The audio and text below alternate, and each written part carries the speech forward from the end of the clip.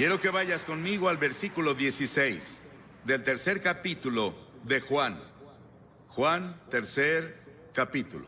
Porque de tal manera amó Dios al mundo, que ha dado a su Hijo unigénito para que todo aquel que en él cree no se pierda, mas tenga vida eterna. ¿Cuántos podemos decirlo juntos? Díganlo todos juntos. Porque de tal manera amó Dios al mundo, que ha dado a su Hijo unigénito, para que todo aquel que en él cree no se pierda, mas tenga vida eterna. Ese es el Evangelio en resumen. Es una Biblia en miniatura. Cada cosa que debes saber sobre la redención y la salvación está en ese versículo de las Escrituras. 30 palabras maravillosas que mi madre me enseñó cuando estaba bañándome un sábado en la noche en una granja en Carolina del Norte. Ella dijo: quiero que te aprendas este pasaje de la Biblia. Y me enseñó ese pasaje porque de tal manera amó Dios al mundo, que ha dado a su Hijo unigénito, para que todo aquel que en él cree no se pierda, mas tenga vida eterna. Muchas personas me preguntan: si Dios ama al mundo, ¿por qué permite tanto sufrimiento en el mundo? La guerra, las enfermedades, la pobreza, el odio, la soledad, el aburrimiento, el vacío, los problemas psicológicos, el desempleo, la violencia, la tensión, todas esas cosas. ¿Por qué Dios no viene y lo para?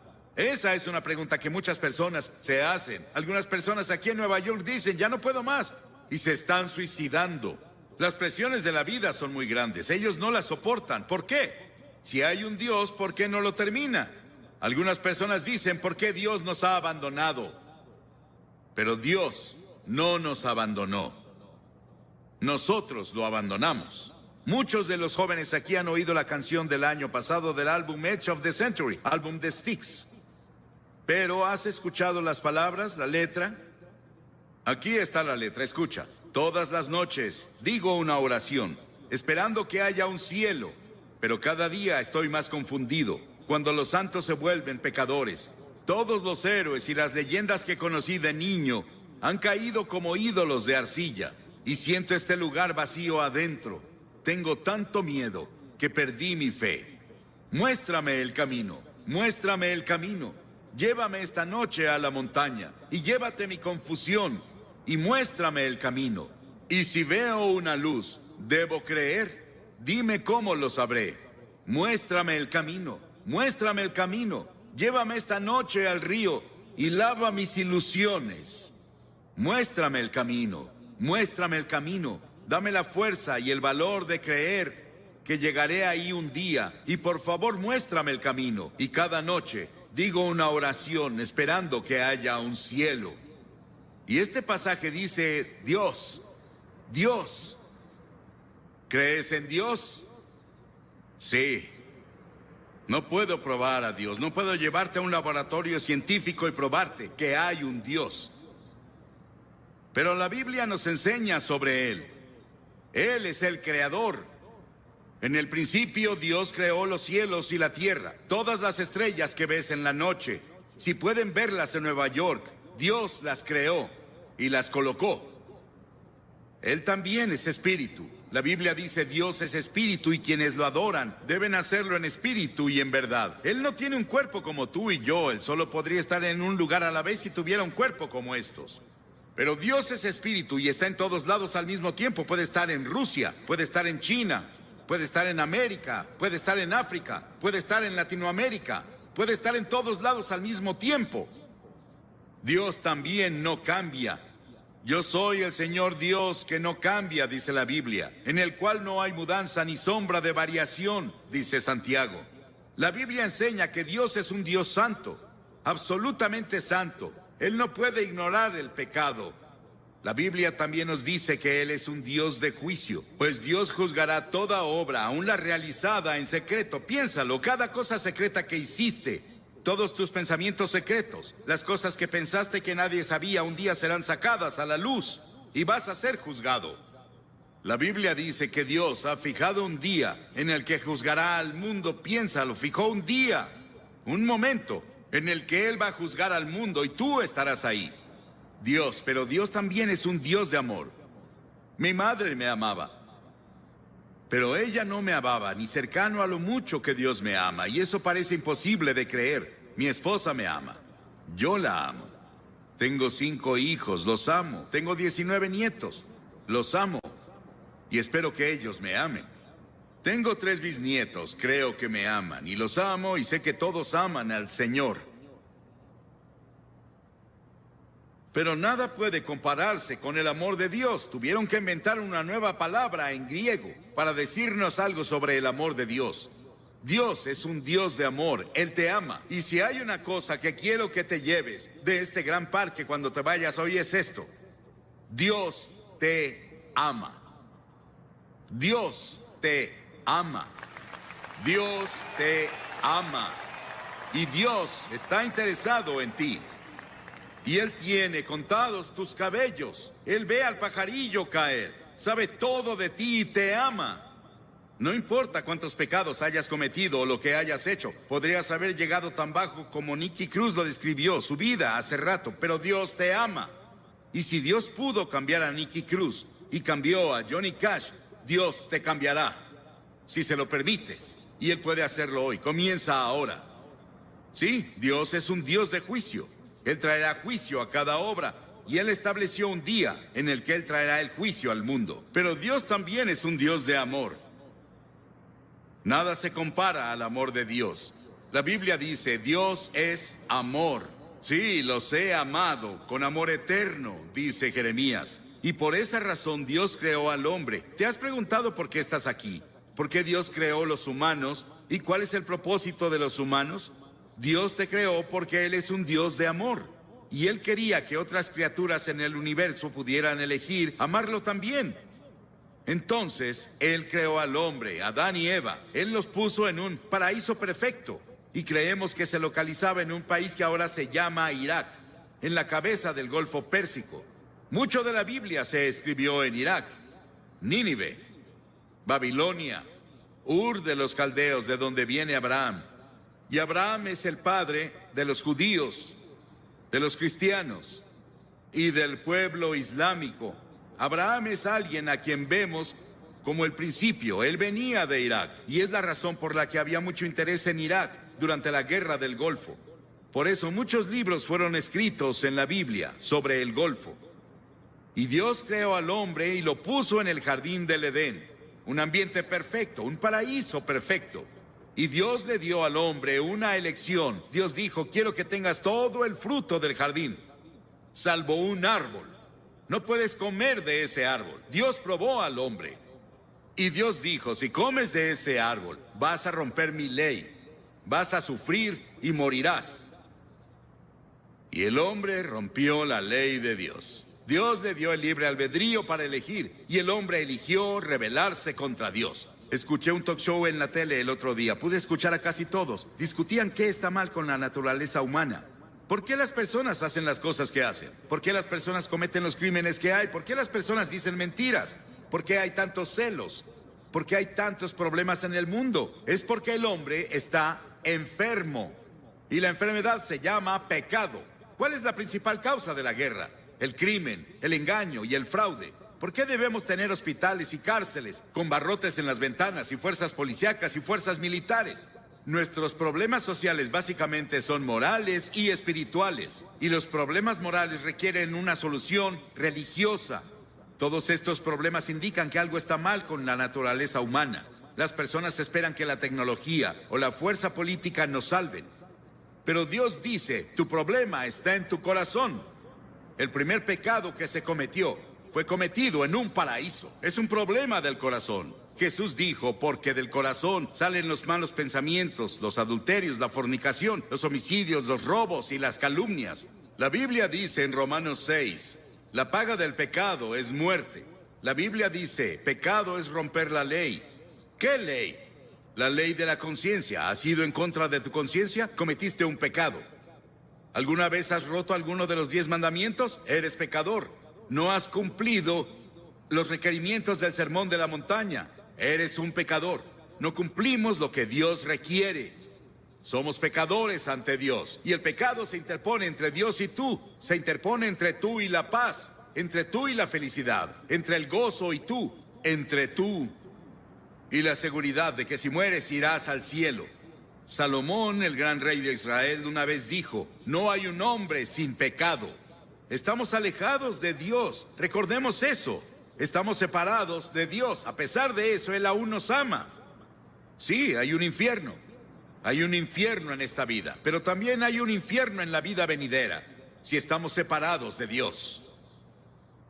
La Biblia enseña que la muerte tiene 3 dimensiones. Hay una muerte natural. Cuando mueres, vas a ser sepultado o vas a ser cremado, o como sea que lo hagan. Desaparecemos de esta tierra. Pero hay una muerte espiritual.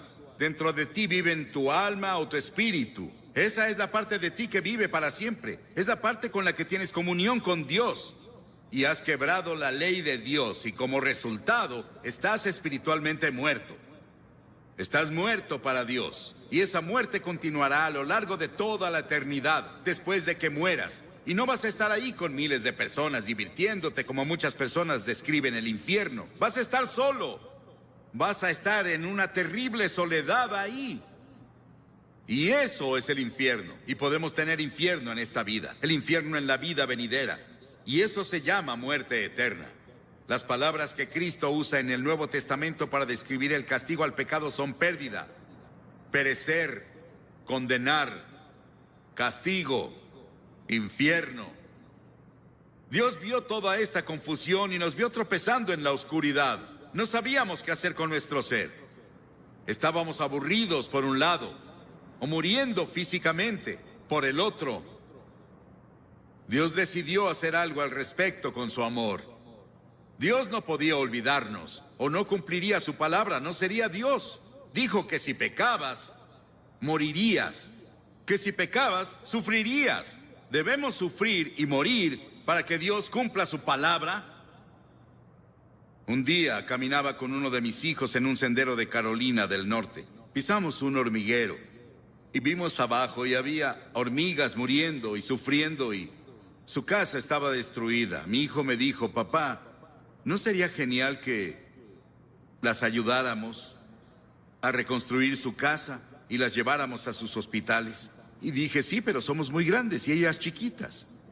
Y pensé que era una buena ilustración. Dios miró desde el cielo y nos vio con toda nuestra oscuridad, con nuestros tropiezos y nuestros problemas y peleas y disputas y dificultades y guerras. Pero Dios era muy grande. Somos muy pequeños. Parecemos hormigas arrastrándose en este planeta. ¿Qué podía hacer Dios? Dios decidió hacer algo al respecto. Dios se volvió hombre. Dios se volvió hombre. Y ese hombre es el Señor Jesucristo.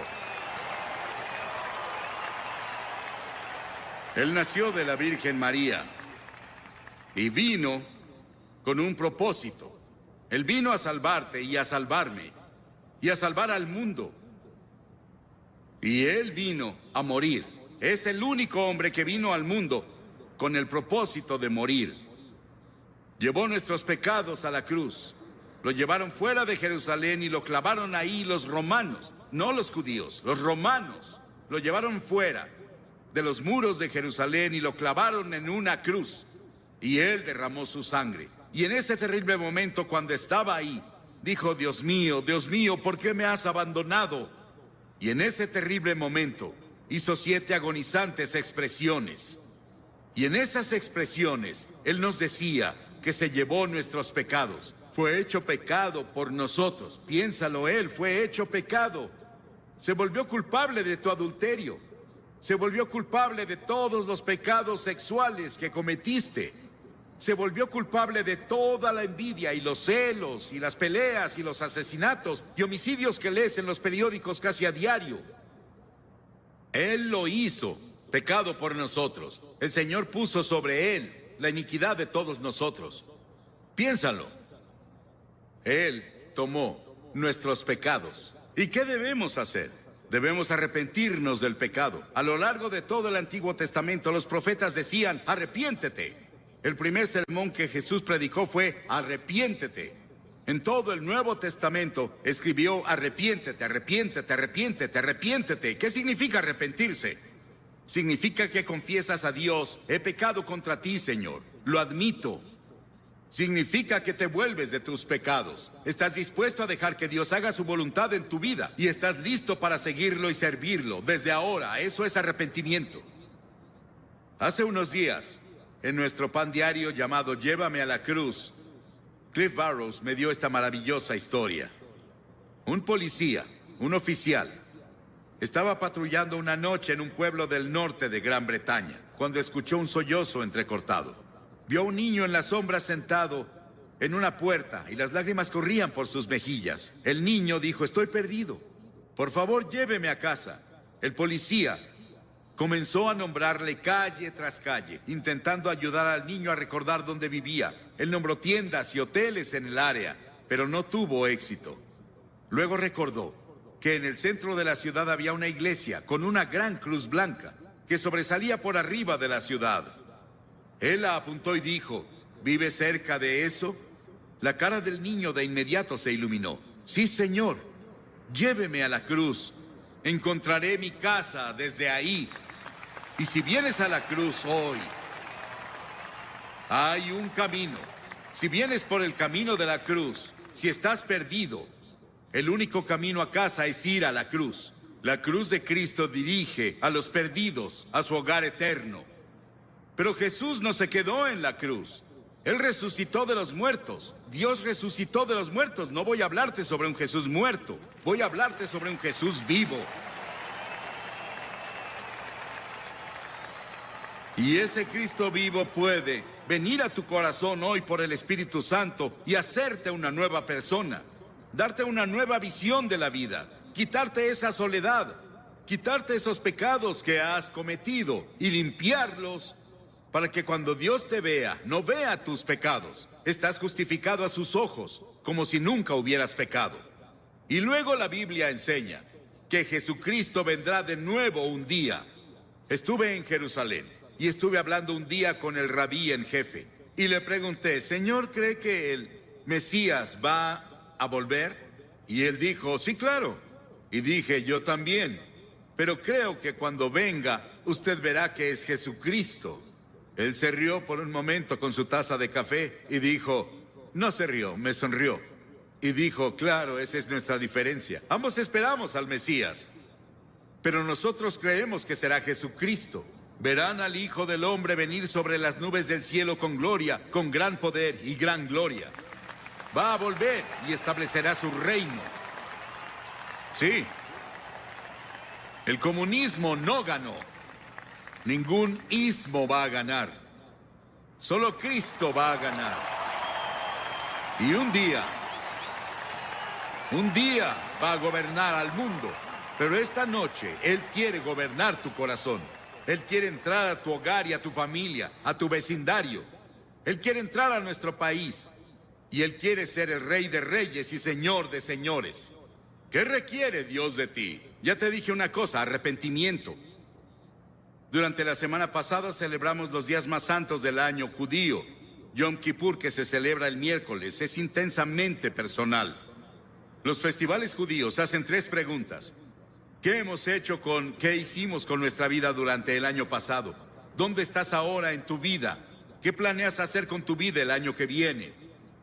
Y una de las razones por las que Yom Kippur ejerce una fascinación sobre los judíos es porque el tema de la festividad es tan personal y contemporáneo. No hay una sola persona entre su pueblo que diga: mi vida está completa y espiritualmente plena. Todos fallamos. Y tenemos que decir con los demás: también soy pecador. Estoy separado de Dios. Estoy perdido. Necesito encontrar el camino a casa. No es una opción. Es un mandamiento. En Hechos 17, el apóstol en su sermón dijo: Dios manda a todos los hombres de todas partes que se arrepientan. Piénsalo, Dios lo manda. Es un mandamiento que te arrepientas. ¿Te has arrepentido? ¿Estás seguro? Si no te has arrepentido de tus pecados, nunca verás el interior del reino de los cielos. Entonces ven por fe. Por gracia han sido salvados, por fe y no por obras, para que nadie se jacte. Nunca podrás ganarte entrar al cielo. Debes ir por fe en Cristo. Y vienes por la gracia de Dios. La gracia significa algo que no mereces. No puedes ganártelo. Vienes por fe a Él. Así fue conmigo. con la fe de un niño. Dirás, Billy, esas cosas son tan simples. Jesús habló con tal simplicidad sobre las cosas espirituales que los niños lo oyeron con gusto. Debemos hacerlo simple. Es una verdad profunda, pero debe ser proclamada con simplicidad. Y todos los que hoy están dispuestos a decir, me arrepentiré de mis pecados, recibo a Cristo como Salvador, y quiero seguirlo y servirlo, o quiero rededicarme a Él. Tal vez quieras renovar tus votos que tomaste en la confirmación o el bautismo o cuando fuera. Y quieres decir, Señor, quiero volver a ti. Me alejé de ti y me confundí y perdí. Quiero que Cristo sea lo primero en mi vida. Quiero que perdone mis pecados. Quiero ir a la cruz y quiero seguirlo de ahora en adelante. Levanta la mano. Sí, hay muchas personas con la mano levantada. Y también muchas personas de pie. No puedo pedirte que te pares porque no sobresaldrías. Y hay 4 cosas que de ahora en adelante son muy importantes. Primero, lee la Biblia todos los días. La Biblia es comida para tu alma. En segunda, ora. Tal vez no orarás como un clérigo, pero puedes decir, Señor, ayúdame, necesito ayuda. Él vendrá a ayudarte, Él responderá a tu oración. Ora en el nombre de Cristo. Di, Señor Jesús, te necesito. Y luego la tercera cosa, sé testigo de Cristo. Dile a las personas cuando te vayas esta noche, o coméntales mañana, en la reunión en Great Lawn, hice un compromiso con Cristo y voy a cumplirlo con la ayuda de Dios. Eso te ayudará a ganar a otras personas para Cristo. Y luego, la cuarta cosa es ir a la iglesia. A una iglesia donde Cristo es proclamado. Y seguirlo y servirlo. Lo mejor que puedas, porque verás, cuando te vayas de aquí no te vas solo. El Espíritu Santo de Dios se irá contigo. Y quiero que repitas esta oración en voz alta conmigo. Ora en voz alta. Dios, soy pecador. Lamento mi pecado. Estoy dispuesto a alejarme de mi pecado. Y recibo a Cristo como Salvador. Lo confieso como Señor. Desde este momento, quiero seguirlo y servirlo en la comunión de su iglesia. En el nombre de Cristo. Amén.